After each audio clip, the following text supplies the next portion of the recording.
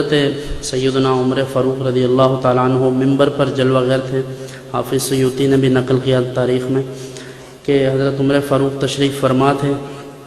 حضرت امام حسین رضی اللہ تعالیٰ عنہ تشریف لائے تو بھی کم عمری تھی، تو آپ نے آتے ہی فرمایا کہ یہ تو ممبر میرے نانا جان کا ہے، اس سے نیچے اتریے۔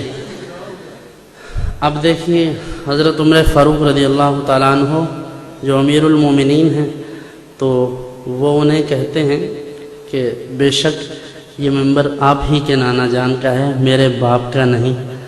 تو حضرت علی المرتضیٰ کرم اللہ وجہہ الکریم بھی وہاں بیٹھے تھے، تو پھر حضرت عمر فاروق نے بڑے پیار سے پوچھا کہ اے میرے بھتیجے، یہ بتائیے کہ یہ بات آپ کو کس نے کہی ہے؟ تو حضرت علی وہاں تشریف فرما تھے، انہوں نے کہا بخدا مجھے تو اس بات کا پتہ نہیں، اس بچے نے ایسی بات کیوں کہہ دی؟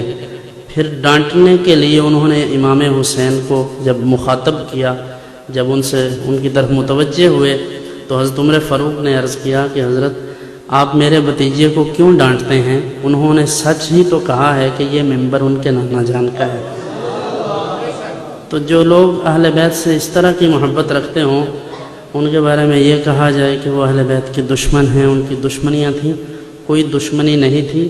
دشمنی ان کی دل میں ہے جو آج یہ باتیں کرتے ہیں، اصل میں صحابہ اور اہل بیت کی آپس میں دشمنی نہیں تھی۔